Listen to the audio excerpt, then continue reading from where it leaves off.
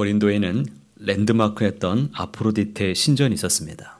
이곳에서는 천여 명의 여사제가 그곳에 제사라는 명목으로 온갖 음란 행위가 쉬지 않고 이루어졌습니다.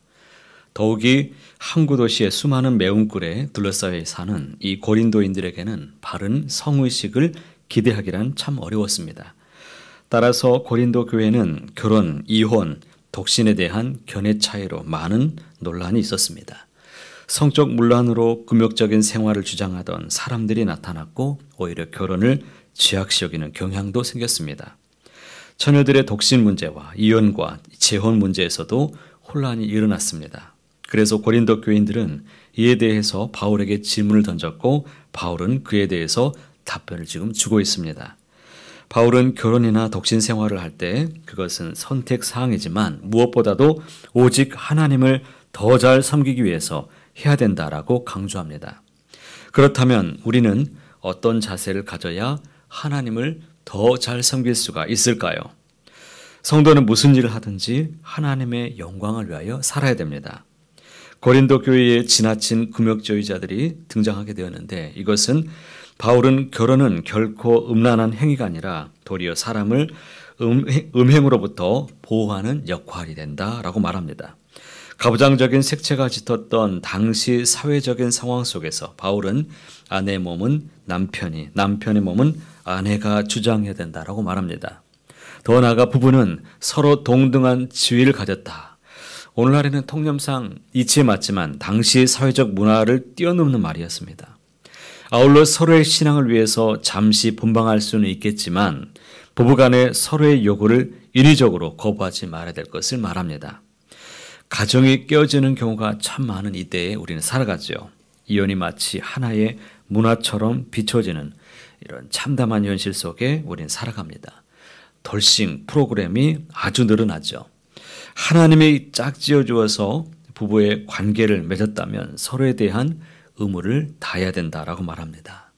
무엇보다 신앙이라는 명분으로 무리한 금욕 생활을 할 때 서로에게 사탄에게 오히려 시험거리가 될 수 있습니다. 무너질 수 있음을 우리는 간과해서는 안 될 것입니다.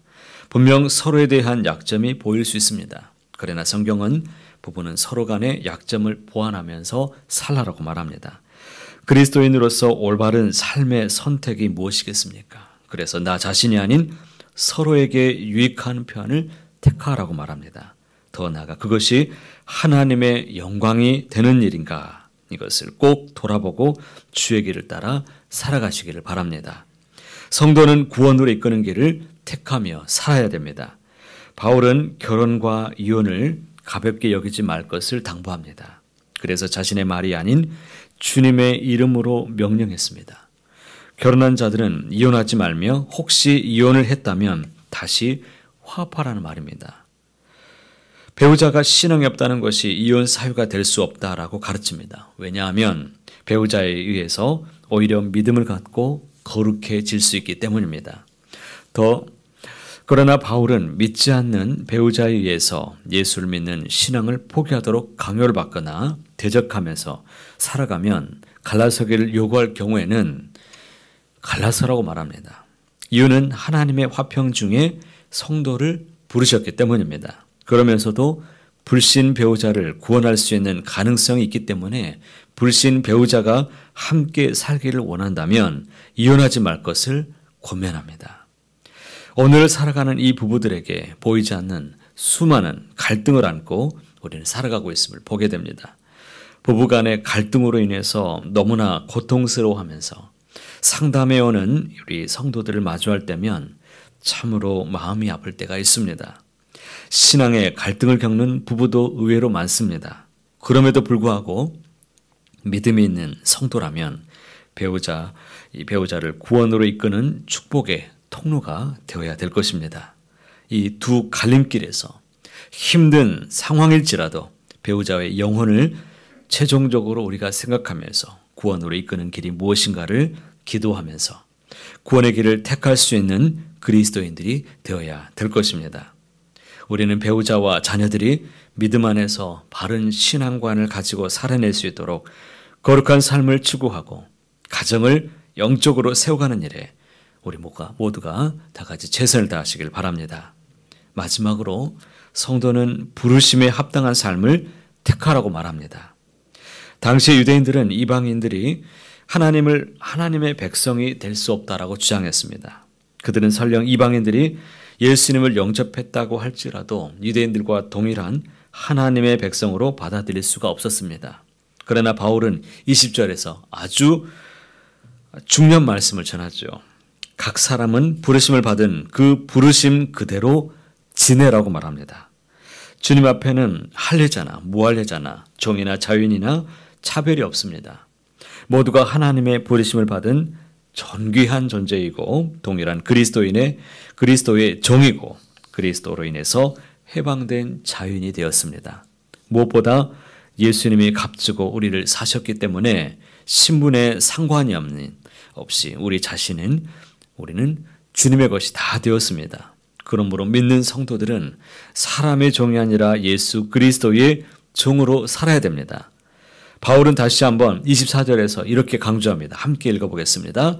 형제들아 너희는 각각 부르심을 받은 그대로 하나님과 함께 거하라. 어떤 상황, 어떤 처지에 있든지 부르심을 받은 그대로 주님을 섬기는 일에 최선을 다하시기를 바랍니다. 하나님의 일을 감당함에 있어서 핑계는 없어야 할 것입니다. 현재 상황이 바뀌거나 형편이 좋아지면 더 잘 섬기고 열심히 잘하겠다 이런 말은 믿을 수 없습니다. 그런 분들은 아직까지도 보이지 않죠.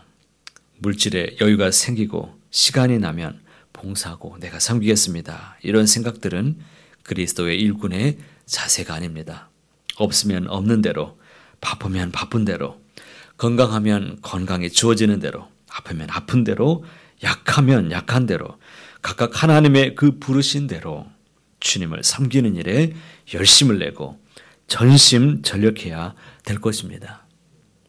교회나 직장에서 그리고 어느 공동체의 리더십이 나를 힘들게 할지라도 리더십에게 최선을 다해야 되는 것은 눈에 보이는 사람이 아니라 보이지 않는 거룩하신 주님을 섬기는 그리스도인이기 때문입니다. 그리스도인으로 올바른 삶의 선택에 우리가 늘 위해서 기도하시길 바랍니다. 그리고 지금 서 있는 그곳에서 부르신 그 부르심에 합당하게 살아내라고 주님은 우리에게 명령합니다. 오늘 하루 무엇을 하든지 하나님을 위해서 감당하시고 또 하나님을 더 잘 섬기기 위해서 기도하시길 바랍니다. 무엇을 선택하며 살든지 그 의미가 무엇인지 동기가 참 중요합니다.